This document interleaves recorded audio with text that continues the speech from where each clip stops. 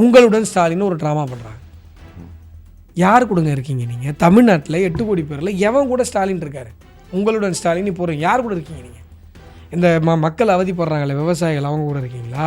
இல்லை ஸ்டேஷனுக்கு போகிறவனெல்லாம் எறும்புகளும் புழுக்களுமா போலீஸ் ஸ்டேஷனில் போட்டு நசுக்கிறாங்களே அவங்க கூட இருக்கீங்களா? யார் கூட இருக்கீங்க நீங்கள்? இப்போ நலம் காக்கும் ஸ்டாலின் எந்த நலனை நீங்கள் காக்க போகிறீங்க? இவ்வளோ விளம்பர பதாகைகள், இவ்வளோ ஒரு மாஸ் பிராண்டிங் பண்ணிகிட்ருக்காங்கன்னு தான் சொல்லணும். இது எதுவுமே பார்த்தீங்கன்னா மக்களுக்கு நல்லது செய்யலைன்னு சொல்ல வரீங்க. ஏன்னா மீண்டும் அங்கே கூட்டம் இருக்குது. மக்கள் என்ன பண்ணுறாங்கன்னா, சார் இவங்க கொடுத்த ஒரு வாக்குறுதி கூட நிறைவேற்றப்படலை. பழைய ஓய்வூதிய ஓய்வூதியமாக இருக்கட்டும், தற்காலிக ஆசிரியர்களை நிரந்தரம் பண்ணுறதா இருக்கட்டும், எதுவுமே பண்ணலை. நீங்கள் என்ன பாருங்கள், எலெக்ஷனில் திமுகவுக்கு எவ்வளோ பெரிய ஆப்பு வருதுன்னு மட்டும் நீங்கள் பாருங்கள். நீங்கள் என்ன வேணால் ட்ராமா பண்ணுங்கள், எத்தனை மீடியா வேணால் கையில் வச்சுக்கோங்க. உங்களுடன் ஸ்டாலின், நலன் காக்கும் ஸ்டாலின், ஓகோ ஸ்டாலின், ஆகா ஸ்டாலின், இன்னும் நீங்கள் அடுத்த ஒரு 6 மாதத்துக்கு எத்தனை திட்டம் வேணால் கொண்டு வாங்க. ஆனால் மக்கள் உங்களுக்கு ஆப்பு எப்படி வைக்கிறாங்கன்னு மட்டும் பாருங்கள்.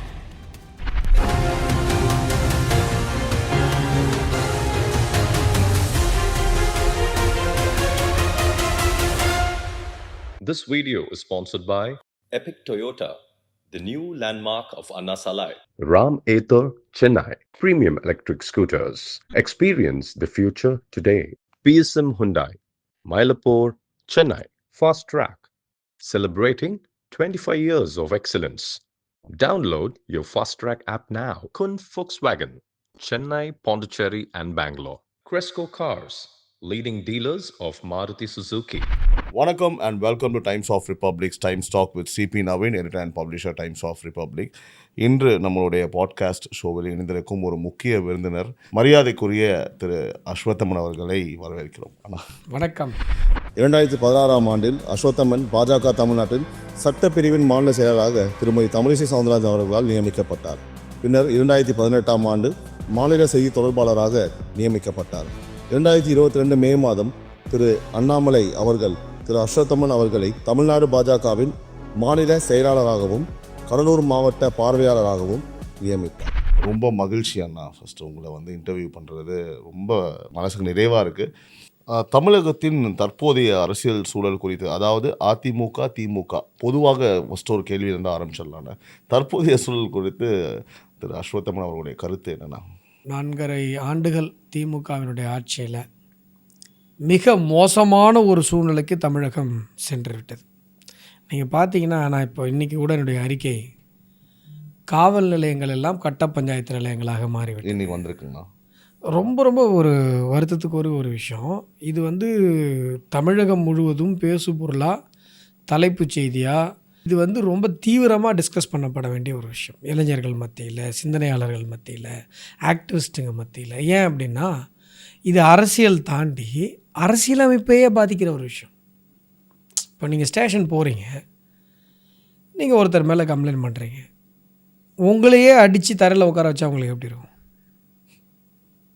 ஆப்போசிட்டில் பணம் வாங்கிட்டு உங்களையே உட்கார வச்சா எப்படி இருக்கும்? இது எல்லா காவல் நிலையத்துலேயும் ரொம்ப சர்வ சாதாரணமாக, ரொம்ப வெயின்க்ளோரியஸாக ஆகிட்டாங்க போலீஸ். அதாவது பொதுமக்களை வஞ்சிப்பது, அவங்கள கட்ட பஞ்சாயத்து பண்ணுறது, ஹராஸ் பண்ணுறது, சித்திரவதை பண்ணுறது, இது நம்ம கேட்குறதுக்கு ஆளே இல்லை. அன்ஃபிட்டடாக அவங்க ஃபீல் பண்ணுறாங்க தமிழ்நாடு போலீஸ். இது முன் எப்போதும் இல்லாத அளவில் கட்டுக்கடங்காமல் சென்று கொண்டிருக்கிறது. நீங்கள் 4.5 வருஷமாக என்னெல்லாம் நடந்ததுன்னு கொஞ்சம் மனசில் ஓட்டி பாருங்கள். 25 கொலைகள், லாக்அப் மரணங்கள், ஒரு சில வழக்குகள்லாம் ரொம்ப விசித்திரமான வழக்குகள்லாம் நம்ம பார்த்தோம். ஒரு கட்டிட தொழிலாளியுடைய 10 வயது பெண் குழந்தை பாலியல் துன்புறுத்தலுக்கு ஆளாக்கப்படுறாங்க. அந்த விஷயமாக கம்ப்ளைண்ட் பண்ண போகிறாங்க. அந்த கட்டிட தொழிலாளி, அந்த அப்பா அம்மா கம்ப்ளைண்ட் பண்ண போகிறாங்க. அந்த பாலியல் துன்புறுத்தல் பண்ண அந்த கையவங்கிட்ட லஞ்சம் வாங்கிக்கிட்டு ஒரு இன்ஸ்பெக்டர், பெண் இன்ஸ்பெக்டர் இத்தனைக்கும், இவங்களை நிர்வாணப்படுத்தி டார்ச்சர் பண்ணுறாங்க. யாரை? அந்த பாதிக்கப்பட்ட பொண்ணுடைய அப்பா அம்மா கம்ப்ளைண்ட்டை வாபஸ் வாங்க சொல்லி. இந்த விஷயத்தை சென்னை உயர்நீதிமன்றம் சூமோட்டோவாக எடுத்து என்கொயரி பண்ணி சிபிஐ என்கொயரிக்கு உத்தரவிடுது. உச்சநீதிமன்றம் வரை சென்று பெரிய பெரிய வழக்கறிஞர்களை என்கேஜ் பண்ணி அந்த கேஸை உடச்சி சிபிஐ என்கொயரி வேணான்னு வராங்க. நான் நேற்று கொடுத்துருக்குற சம்பவம், திருநாவலூர் பக்கத்தில், எங்கள் ஊர் பக்கத்தில் அத்திப்பாக்கம்னு ஒரு கிராமம். அதில் வந்து 3 முறை பிரசிடெண்ட்டாக இருந்த ஒருத்தர், நல்லா யோசிச்சு பாருங்கள். 3 தடவை பிரசிடெண்ட்டாக இருந்த ஒருத்தர், ஒரு தடவை அன்னபோஸ்டாக பிரசிடெண்ட்டாக இருந்தவர். அப்போ அந்த ஊரில் அவர் எவ்வளோ பெரிய மனிதராக இருப்பார்? 64 வயது. அவர் வந்து நிலத்தகராறு, அவங்களுக்கும் அவங்க பங்காளி வீட்டுக்கும் நிலத்தகராறு. நிலத்தகராறில் கம்ப்ளைண்ட் கொடுத்தா போலீஸ் எடுக்கவே கூடாது. ஏன்னா கோர்ட், இத்தனைக்கும் அது மேட்ரு வந்து கோர்ட்டில் பெண்டிங் இருக்குது. ஓஎஸ் வந்து கேஸ் பெண்டிங் கோர்ட்டில். ஸ்டேஷனில் கூட்டு உட்கார வச்சு வேட்டியாவது நீ தரையில் உட்காரு அப்படின்னு அந்த இன்ஸ்பெக்டர் சொல்லியிருக்காரு இளையராஜா. நாள் பூரா கையை கட்டிட்டு அவரை நிற்க வச்சுருக்காங்க. அவ்வளவு மோசமாக அவரை பேசி சித்திரவதை பண்ணி அந்த வீட்டை, அவர் வாழ்ந்துட்டு இருக்கிற வீட்டை நான் எழுதி கொடுக்குறேன்னு சொல்லி பேப்பரில் எழுதி வாங்கி, இதுக்கெல்லாம் போலீஸ்க்கு என்ன இருக்குது? லேண்டு டிஸ்பியூட்டில் போலீஸ்க்கு என்ன ரோல் இருக்குது? கமிஷனர் உத்தரவு இருக்குல்ல, கமிஷனர் உத்தரவு இருக்குது. எத்தனையோ கோர்ட் ஆர்டர் இருக்குது. லேண்ட் டிஸ்பியூட்டில் நீங்கள் உள்ளே வரக்கூடாது, அது கோர்ட்டு தான் முடிவு பண்ணணும். ஒரு லேண்டுடைய ஓனர் யாருன்னு டிஸ்பியூட் வந்துச்சுன்னா கோர்ட்டு தான் அதை முடிவு பண்ணுமே ஒழிய போலீஸ் முடிவு பண்ண முடியாது. ஆப்போசிட்டில் பணம் வாங்கிட்டு ஹராஸ் பண்ணி நீ வந்து சொத்தை எழுதி விடுன்னு சொல்லி அவர் வந்து என்ன பண்ணுறாருன்னா வீட்டுக்கு வந்து தூக்கு மாட்டி செத்து போயிட்டார். தற்கொலை. 108 போட்டாங்க, பிஎன்எஸில் 108 போட்டாங்க. ஆனால் இப்போ வரைக்கும் அந்த இன்ஸ்பெக்டரை கைது பண்ணல. கைது பண்ணல, அபேட்மெண்ட் டு சூசைட் தானே, கிளியர் சூசைட் நோட் இருக்குது. அவர் லெட்டர் எழுதி வச்சுட்டு இறந்து போயிருக்கிறார், தற்கொலை பண்ணியிருக்கார்.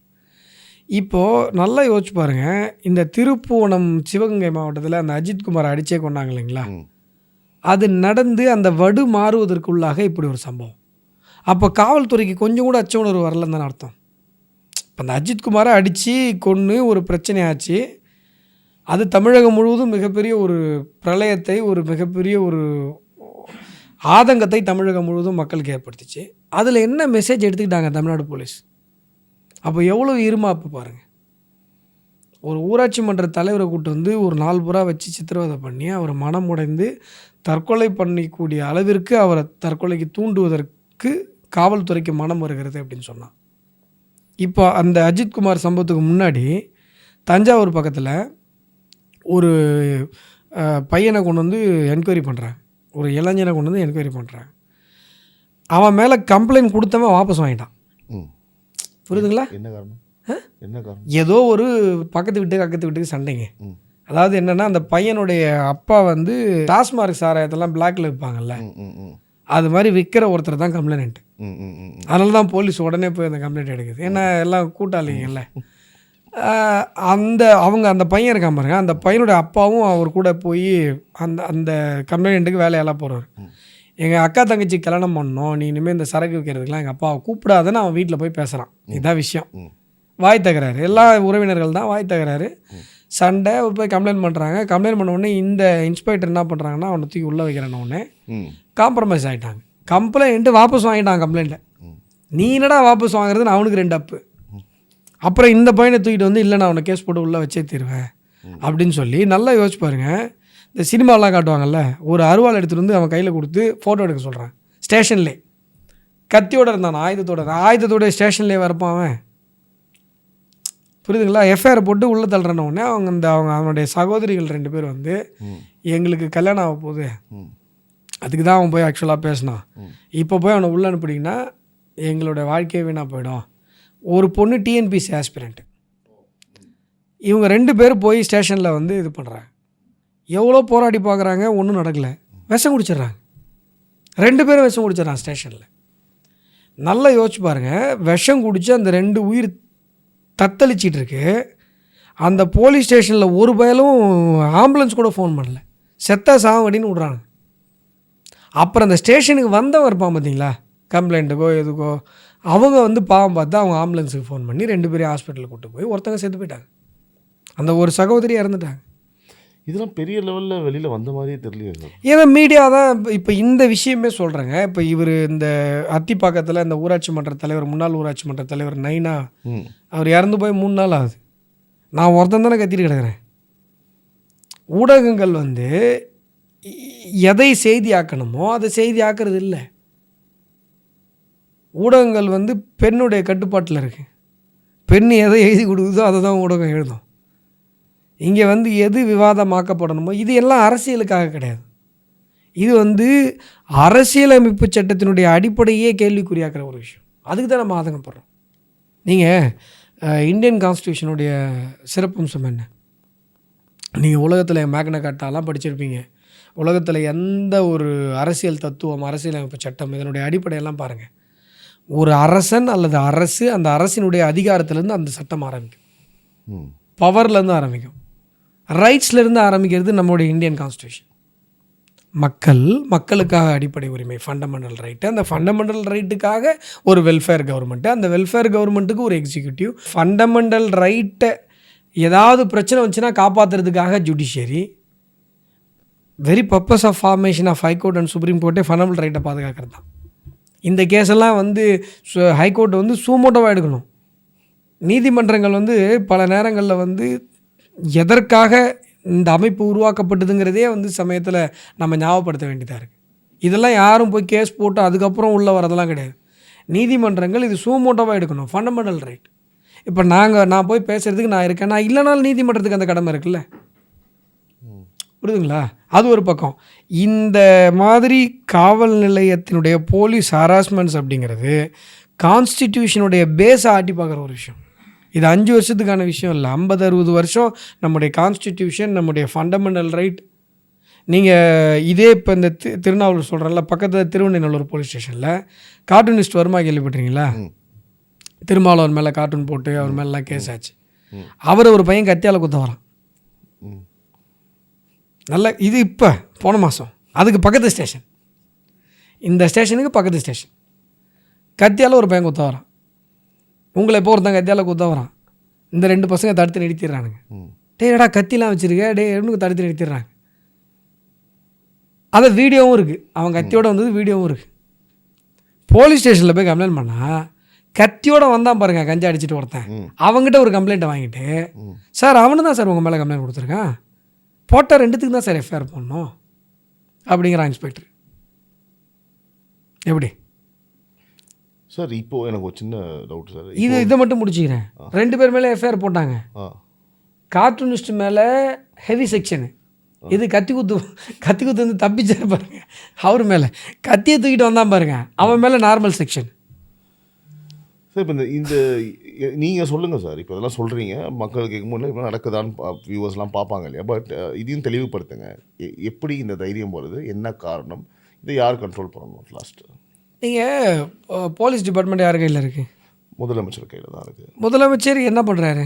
எதை பற்றியாவது அவர் கண்டுக்கிறாரு? அவருக்கு ஏதாவது விஷயம் போகுதா? இல்லை ஏதாவது அவர் எதையாவது ஓன்னஸ் எடுத்து நீங்கள் பார்த்துருக்கீங்களா? இந்த 4.5 வருஷத்தில் எந்த சம்பவத்துக்காவது இந்த முதலமைச்சர் ஓன்னஸ் எடுத்தார்? இது இல்லைங்க என்னுடைய ரூலிங்கில் இருக்க ஸ்டேட்டு, இந்த தப்பு நடந்து போச்சு, சாரிலாம் கேட்டிருக்காரு. 25 நீங்கள் பாருங்கள், அதுதாங்க சாரி எல்லாம் கேட்டிருக்காருன்னு அதுக்கு ஒரு இம்பார்ட்டன்ஸ் கொடுத்தது தான் எனக்கு அதை தான் தாங்கிக்கவே முடியல. நான் ஒரு இடத்துல அதை வந்து ரொம்ப இதுவாகவே பேசியிருக்கேன். எப்படி நீங்கள் பேசுவீங்க? ஒரு உயிர் போயிருக்கு, அதுவும் 25 லாக்அப் மரணங்கள் நடந்ததற்கு பிறகு ஒரு சிஎம் வந்து ஃபோன் பண்ணி சாரி கேட்டதையே பெருசாக பேசுகிற அளவிற்கான ஒரு அடிமை மனோபாவம் தமிழகத்தில் எங்கேருந்து வந்தது? இப்போ மனுநீதி சோழன் கதை தெரியல உங்களுக்கு? தேர்காலில் இட்டு அந்த கண்ணுக்குட்டி செத்து போயிடுது. அந்த மனுநீதி சோழனுக்கு தான் ஹைகோர்ட்டில் வந்து இவருடைய அப்பா கருணாநிதி செலவு வச்சார். தேர்காலில் கண்ணுக்குட்டி இறந்துருது, பசு ஆராய்ச்சி மணி அடிக்குது, தேரை ஓட்டினது தேரோட்டி. உங்கள் டிரைவர் ஆக்சிடென்ட் பண்ணிடுறாரு சார், நீங்கள் உங்கள் மேலே கேஸ் வராதுல்ல, டிரைவர் மேலே தானே வரும். நீங்கள் ஓனர் ஆஃப் த ப்ராப்பர்ட்டி, உங்கள் மேலே வருமா? நீங்கள் காரில் உட்காந்தா கேட்குறாங்க மினிஸ்டர்ஸ்லாம், சார் இளவரசன் என்னங்க தப்பு பண்ணார், நீங்கள் பண்ணது தப்பு அப்படின்னு சொல்லி ராஜாவை பார்த்து மந்திரிகள் கேட்குறாங்க.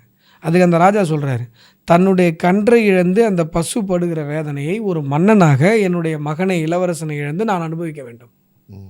என்னுடைய ஆளுகைக்கு உட்பட்ட உயிர்கள் படுகிற வேதனையை ஒரு அரசனாக நான் அனுபவிக்கணுங்கிறாரு மன்நீதி சோழன்.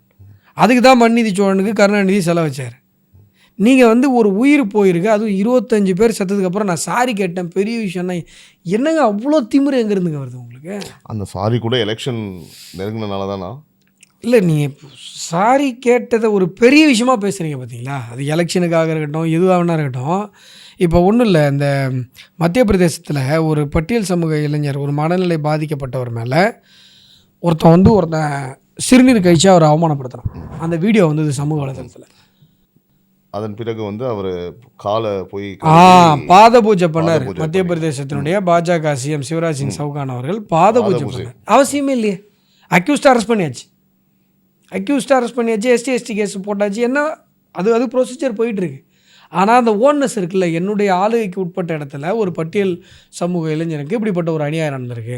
ஏன் ஆனால் திமுக ஆட்சியில் திருநெல்வேலியில் நடந்தது இதே மாதிரி 4 இளைஞர்களை வந்து நைட்டு பூரா அடித்து முகத்தில் சிறுநீர் கழித்து கொடுமைப்படுத்தினாங்க.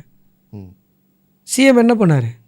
அதாவது நடக்கிற எந்த தப்புக்குமே அவர் ஓன்னஸ் எடுத்துக்க மாட்டாரு. அதுக்கும் அவருக்கு சம்மந்தமே இல்லாத மாதிரி இவருக்கு தனி பேரலல் யூனிவர்ஸில் வாழ்ந்துட்டுருக்கார். இவருக்குன்னு ஒரு யூடியூப் சேனலு, இவருக்குன்னு சுற்றி லாவணி பாடுறதுக்கு 4 பேர். இப்போ பாருங்களேன், ஸ்டேஷனுக்கு போகிறவனெல்லாம் தூக்கி போட்டு மிதின்னு மிச்சிட்டு இருக்கான் போலீஸ். உங்களுடன் ஸ்டாலின்னு ஒரு ட்ராமா பண்ணுறாங்க. யார் கூடங்க இருக்கீங்க நீங்கள்? தமிழ்நாட்டில் 8 கோடி பேரில் எவன் கூட ஸ்டாலின் இருக்கார்? உங்களுடன் ஸ்டாலின் போகிறீங்க, யார் கூட இருக்கீங்க நீங்கள்? இந்த மக்கள் அவதிப்படுறாங்களே விவசாயிகள், அவங்க கூட இருக்கீங்களா?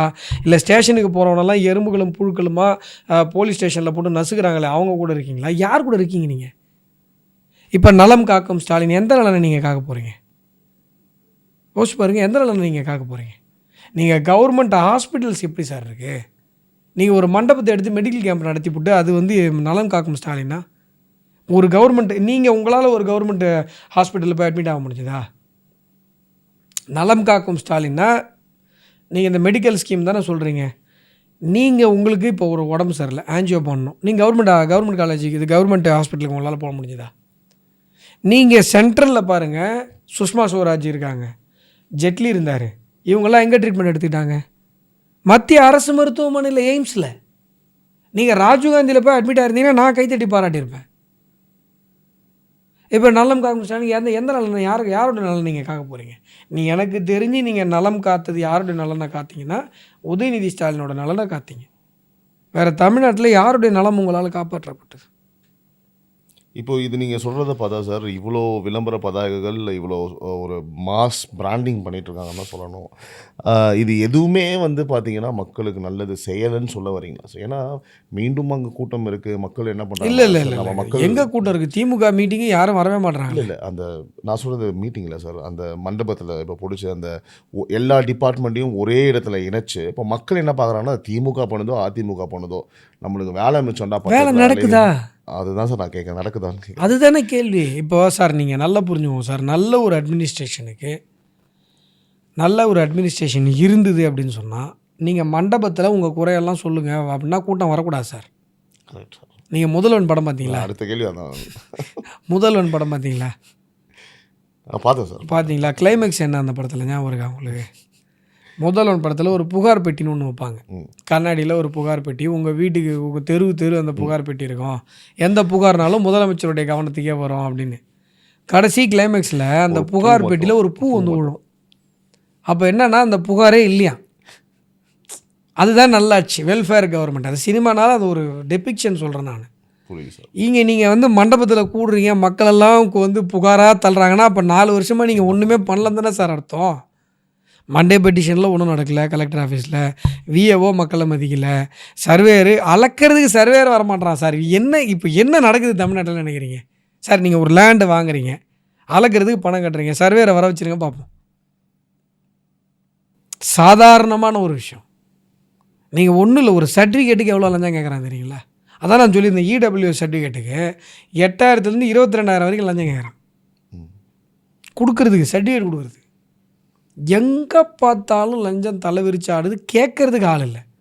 இவங்க வந்து என்னென்னா யார் நம்மளை கேட்க போகிறா? இப்போ நீங்கள் கேட்டிங்களா போலீஸ்க்கு ஏன் சார் இவ்வளோ இருமாப்பு, யார் நம்மளை கேட்க போகிறா? கவர்மெண்ட் ஆஃபீஸர்ஸுக்கு ஏன் இவ்வளோ இருமாப்பு, யார் நம்மளை கேட்க போகிறா? இவ்வளோதான். யாருமே கேட்குறதுக்கு இல்லை, எந்த அமைச்சர்களும் கேட்குறதுக்கு இல்லை. இப்போ ஒன்றும் இல்லைங்க, 8-9 நாள் ஆச்சா தூய்மை பணியாளர்கள் போராடிட்டு இருக்காங்க. இப்போ எங்கள் ஏரியாலாம் குப்பை வரவே இல்லை, குப்பையாக தான் இருக்குது. இப்போ நேரடியாக மக்களை பாதிக்கிற பிரச்சனை. நீங்கள் இது வந்து மாற்றுத்திறனாளிகள் போராடும் போது நீங்கள் கண்டுக்கல. நீங்கள் போனீங்க, சோஷியல் மீடியாவை பார்த்தீங்க, உங்கள் ஆஃபீஸுக்கு போனீங்க, உங்கள் வேலையை பார்த்தீங்க, திருப்பி வந்தீங்க. ஏன்னா அது உங்களை பாதிக்கலை. மாற்றுத்திறனாளிகளை கொண்டு போய், கண்ணு தெரியாதவங்களை போய், நீங்கள் பார்வையற்றவர்களை கொண்டு போய் நீங்கள் வந்து பஸ்ஸில் பிடிச்சி தள்ளி விட்டு ஏற்றி கொண்டு போய் அவுட்டரில் ஊர் என்ன ஊருன்னே தெரியாத ஊரில் விட்டுட்டு வந்தாங்க. அது உங்களை பாதிக்கலை. நான் சொல்கிறது காமன் பொது புத்தியை கேட்குறேன். இப்போ வந்து இந்த ஆசிரியர்கள் இருக்காங்கள்ல, தற்காலிக ஆசிரியர்கள் போராடும் போது அவங்கள வந்து லேடிஸ் எல்லாம் பிடிச்சி தரன்னு இழுத்துட்டு போனாங்க. பொது புத்தியை பாதிக்கலை. ஆனால் துப்புரவு பணியாளர்கள் போராடுறதும் பாதிச்சிருக்காது. ஆனால் இப்போ என்னென்னா குப்பை வாராமல் இருக்குது. குப்பைகள் வந்து இருக்கும்போது அது பொதுமக்களை பொது புத்தியை நேரடியாக பாதிக்குது. அதுக்கு என்ன ஆக்ஷன் எடுத்தாங்க? திரு கே நேரு அவர்கள் ஏன் இன்னும் அந்த மக்களை போய் சந்திக்கல? ஏன் சேகர் பாபு அதை அட்ரஸ் பண்ணுறாரு சார்? அது அவங்களுக்குள்ளே இருக்கிற இன்டர்னல் பாலிடிக்ஸ். ஓகே, ஆனால் அது சரியா சார்? அது தப்பு தான். கே நேரு தான் வந்து சம்மந்தப்பட்ட துறை அமைச்சர். அவர் தான் வரணும். ஆமாம், அவர் தான் வந்து இதை மக்களை இவங்களை பார்த்து சந்தித்து பேசணும். உண்மை. இப்போ சேகர் பாபு போய் பேசி இவர் ஏதாவது அஷூரன்ஸ் கொடுத்தாலும் அவரால் நிறைவேற்ற முடியாது. ஏன்னா இவர் டிபார்ட்மெண்ட் கிடையாது. ஓகே, அறநிலையத்துறையில் இருக்கிற இதே அவரால் ஒன்றும் கீழ்க்க முடியல. இங்கே வந்து அவர் என்னத்தை கீச்சிட போகிறாரு? அவங்க டிபார்ட்மெண்ட்டில் 1000 பிரச்சனை இருக்குது, ஊழல் இருக்குது, கொள்ளையடிச்சிட்டு உட்காந்துருக்காங்க, நிறைய கோரிக்கைகள் இருக்குது, அதையும் நிறைவேற்ற முடியல. இங்கே வந்து அவர் ஒன்றும் சொல்ல போகிறதில்ல. இது டோட்டல் ஐ வாஷ். இன்றைக்கி போய் பேசினாங்கல்ல, இன்னும் 3 நாளில் பாருங்கள் போலீஸை வச்சு தூக்கி வெள்ளை கடாசுவாங்க. இந்த 4.5 வருடங்களில் நடந்த எந்த போராட்டத்திற்கு தீர்வு இந்த அரசால் கொடுக்கப்பட்டிருக்கிறது? நான் சொன்ன மாதிரி மாற்றுத்திறனாளிகள் போராட்டம், பார்வையற்றவர்களுடைய அந்த அவங்க மேலே நடத்தப்பட்ட தாக்குதல், தற்காலிக ஆசிரியர்கள் போராட்டம், ஜாக்டோஜியோ போராட்டம், இங்கே ப்ரைவேட்டைசேஷன் பண்ணாங்க இல்லைங்களா இந்த டிரான்ஸ்போர்ட்டுக்கு, அந்த போராட்டம், எதில் வந்து இவங்க செவி சாய்த்தாங்க? ஏதாவது ஒரு விஷயம் சொல்லுங்கள். இந்த விஷயத்தில் இல்லை சார், இவங்க வந்து இதில் வந்து ஆடியன்ஸ் கொடுத்தது இந்த கவர்மெண்ட்டு. ஒரு போராட்டம், ஒரு கோரிக்கை தீர்க்கப்பட்டது. அதே போல் ஆசிரியர்கள், அரசு ஊழியர்கள் தொடர்பாக இவங்க கொடுத்த ஒரு வாக்குறுதி கூட நிறைவேற்றப்படலை. பழைய ஓய்வூதியமாக இருக்கட்டும், தற்காலிக ஆசிரியர்களை நிரந்தரம் பண்ணுறதா இருக்கட்டும், எதுவுமே பண்ணலை. நீங்கள் வேணால் பாருங்கள், எலெக்ஷனில் திமுகவுக்கு எவ்வளோ பெரிய ஆப்பு வருதுன்னு மட்டும் நீங்கள் பாருங்கள். நீங்கள் என்ன வேணால் ட்ராமா பண்ணுங்கள், எத்தனை மீடியா வேணால் கையில் வச்சுக்கோங்க, உங்களுடன் ஸ்டாலின், நலம் காக்கும் ஸ்டாலின், ஓகோ ஸ்டாலின், ஆகா ஸ்டாலின், இன்னும் நீங்கள் அடுத்த ஒரு 6 மாதத்துக்கு எத்தனை திட்டம் வேணால் கொண்டு வாங்க. ஆனால் மக்கள் வந்து உங்களுக்கு ஆப்பு எப்படி வைக்கிறாங்கன்னு மட்டும் பாருங்கள். அடுத்த கேள்வி அதுதான் சார். எது ஆப்பு வைக்கிறதா? நீங்கள் இப்போ சொல்கிறத பார்த்தா லைக் எதுவுமே நடக்கலை, ஒரு நல்லது நடக்கல மக்களுக்கு அப்படின்னு நீங்கள் இப்போ அதுதான் புரிதல். அதுதான் கெட்டது நடக்குது, நல்லது நடக்காமல் இருந்தால் பரவாயில்ல. இப்போ வந்து எலெக்ஷனில் வந்து ஒரு மிகப்பெரிய தோல்வி அடைவாங்கன்னு நீங்கள் சொல்கிறீங்களா? ஏன்னா நான் என்ன சொன்னால், நான் வந்து பார்த்தீங்கன்னா இப்போ என்ன சினாரியோ வெளியில் இருக்குது, நம்ம என்ன பார்க்குறோன்ற வச்சு நான் உங்களுக்கு கொஸ்டின் நான் இந்த இடத்துல ஃப்ரேம் பண்ணுறேன். ஸோ இன்றைக்கி நிலைமைக்கு திமுக தான் வந்து பார்த்தீங்கன்னா சங்கடமாக இருந்தாலும் ஜெயிக்கக்கூடிய சூழலில் இருக்குன்னு சொல்லிட்டு கருத்து கணிப்புகள், விமர்சகர்கள் எல்லாமே சொல்கிறாங்க. நீங்கள் சொன்ன மாதிரி பை பண்ணியிருக்கலான்னு வச்சுக்கலாம் சில ஊடகங்களில், பட் எல்லா ஊடகங்களும் அப்படி இருக்க முடியாது. அது தன்னுடைய கருத்து. என்றைக்குமே கருத்து கணிப்பெல்லாம் நம்பக்கூடாதுங்க பிரதர். ஓகே, இல்லை அதாவது சாரி சார், ஷார்ட் இன்டரப்ட். அதாவது கருத்து கணிப்பு மட்டும் இல்லை, நான் சொல்கிறது என்னென்னா as per the polling which happen on the previous elections, என்ன கூட்டணி எப்படி என்ன அந்த மாதிரி இப்போ இருக்க கூட்டணி நிலைமை. நீங்கள் ஒன்றும் இல்லை, சிம்பிளாக ஒரு கால்குலேஷன் சொல்கிறேன். 2024 லோக்சபா எலெக்ஷன்ஸில் டிஎம்கே வேணும்னு ஓட்டு போட்டவங்களோட டிஎம்கே வேணான்னு ஓட்டு போட்டவங்க தான் அதிகம். நீங்கள் நல்லா கணக்கு பண்ணி பாருங்கள். டிஎம்கே வேணாம், இந்த ஆட்சி வேணான்னு ஓட்டு போட்டவங்க தான் அதிகம். என்னென்னா உங்களுக்கு கூட்டணி வந்து பிரிஞ்சிருந்தது. நீங்கள் அதிமுக ஒரு பக்கம் இருந்தது, பாஜக தலைமையிலான ஒரு கூட்டணி ஒரு பக்கம் இருந்தது. இந்த மாதிரியான ஒரு என்ன சொல்கிறது, சார் இவர் வேணாம், இவருக்கு ஆப்போசிட்டில் ஒரு ஸ்ட்ரென்த்தான ஒரு ஆள் வேணும் அப்படின்னு மக்கள் எக்ஸ்பெக்ட் பண்ணும்போது அந்த ஒரு கான்ஃபிடென்ஸை கொடுக்க முடியாமல் இருந்தது. நீங்கள் வந்து நிறைய தொகுதிகளில் அதெல்லாம் இப்போ நான் சொல்லணும்னு அவசியம் இல்லை. நிறைய இப்போல்லாம் அந்த ஃபீல்டு தான் நிறையா ஓடிட்டுருக்கு. இந்த பொலிட்டிக்கல் அனலிஸ்ட்டு, இந்த கால்குலேஷன், அந்த கால்குலேஷன், இந்த பர்சன்டேஜ், அந்த பர்சன்டேஜ். முன்னாடிலாம் பார்த்தீங்கன்னா எலெக்ஷனுக்கு அப்புறம் ஜூனியர் விடன்லேயும் குமுதம் ரிப்போர்ட்லேயும் ஒரே ஒரு ஆர்டிக்கல் ஒன்று வரும், பர்சன்டேஜ் அது கால்குலேஷன் அப்படின்னு. அந்த ஒரு ஆர்டிக்கலை மட்டும் படிப்போம். இப்போல்லாம் வந்து யூடியூப்பை திறந்தாலே இல்லை ஒரு சோஷியல் மீடியா போனாலே எல்லாம் இதே வேலையாக தான் இருக்குது. எல்லாரும் அனலிஸ்ட், இன்றைக்கி எல்லாமே அனலிஸ்ட்டு. அந்த வியாபாரம் தான் பெருசாக போயிட்டுருக்குப்போ. நிறைய கால்குலேஷனு, ப்ளஸ்ஸு மைனஸு. அது தப்பு நான் சொல்லலை. எனக்கு என்ன வருத்தம்னா கொள்கையை பற்றி யாரும் பேச மாட்றாங்க. கொள்கையை பற்றி தான் ஒரு மீட்டிங் இப்போ போட்டு அருமையாக பேசுனாங்க சார். இது ஒரு கட்சி கொள்கை விளக்கு பொதுக்கூட்டம் போட்டாங்களே, நீங்கள் பார்க்கலையா சார்? எந்த கட்சி? TVK sir. அவங்களுக்கு எதுவும் கொள்கை இது இருக்கா? விளக்கிட்டாங்களா கொள்கையை? கடைசி வரைக்கும் விளக்கல, நான் பார்த்த வரைக்கும் விளக்கல. இது நான் வந்து எனக்கு தனிப்பட்ட வன்மம்னா இல்லை, அது வேறு ஒரு தொல்லையாக இருக்குது சார். நம்ம எதாவது ஒன்று சொல்கிறோம், உடனே கமெண்ட்டில் இஷ்டத்துக்கு நம்ம எந்த கட்சியுமா இல்லை. பட் நான் கேட்டேன்னா நீங்கள் சொல்லுங்கள். இப்போது தாவேக்கா வந்து இப்போ நான் அவுட் ஆஃப் டாபிக் போனாலும் கொள்கையை பற்றி பேசும்போது அவங்க ஒரு பொதுக்கூட்டம் வச்சாங்க, ஆனால் கொள்கையை பற்றி விளக்கல.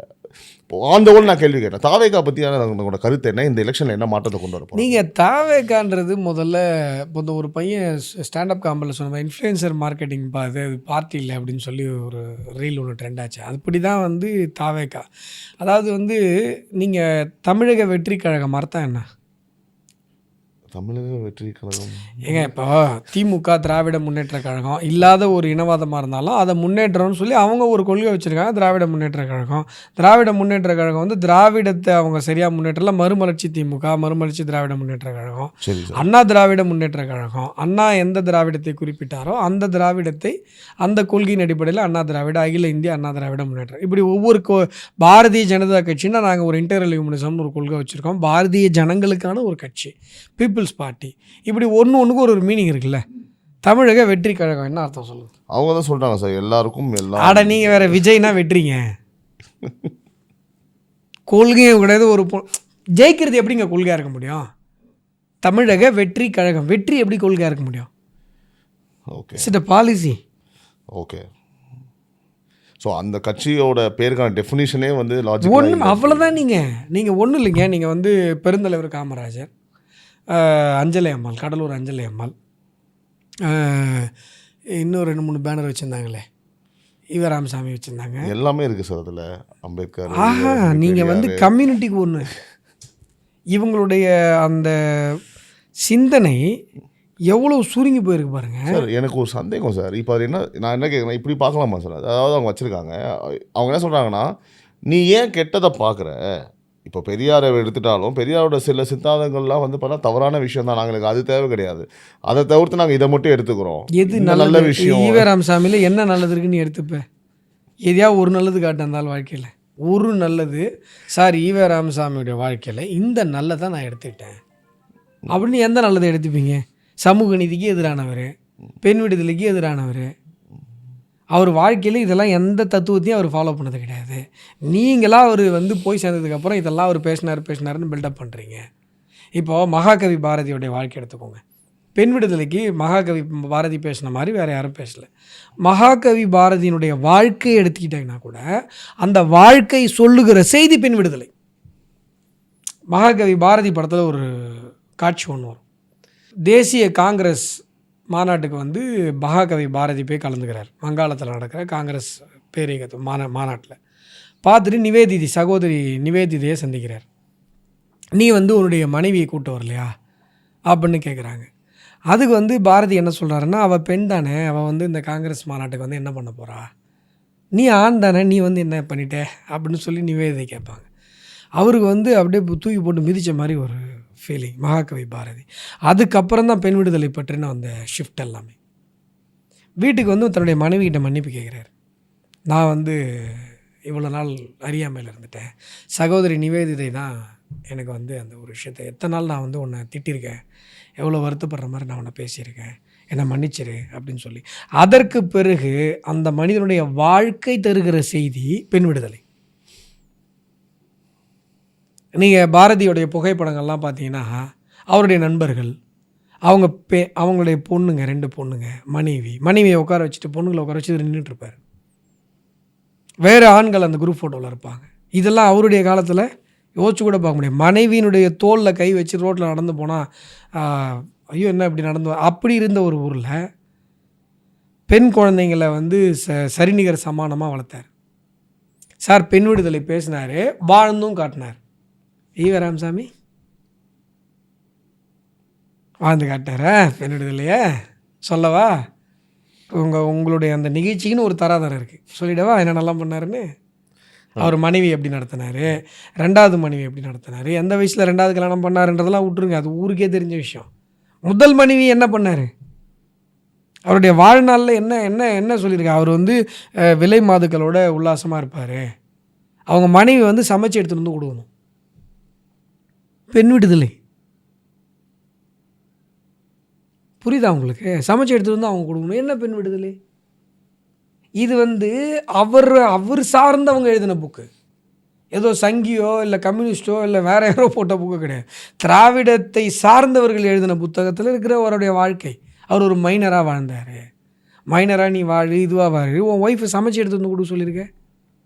அவங்க ஒய்ஃப் வந்து கோயிலுக்கு போகும்போது 2 காவாணி பசங்க 4 காவாலி பசங்களை வச்சுட்டு அந்த ஒய்ஃபை சொந்த பொண்டாட்டியை கிண்டல் பண்ண வச்சு கலாட்டா பண்ண வச்சுருக்காரு. சார், பல்வேறு விஷயங்களை நம்மோடு பகிர்ந்தமைக்கு மிக்க நன்றி சார். நன்றி சார். Thank you sir.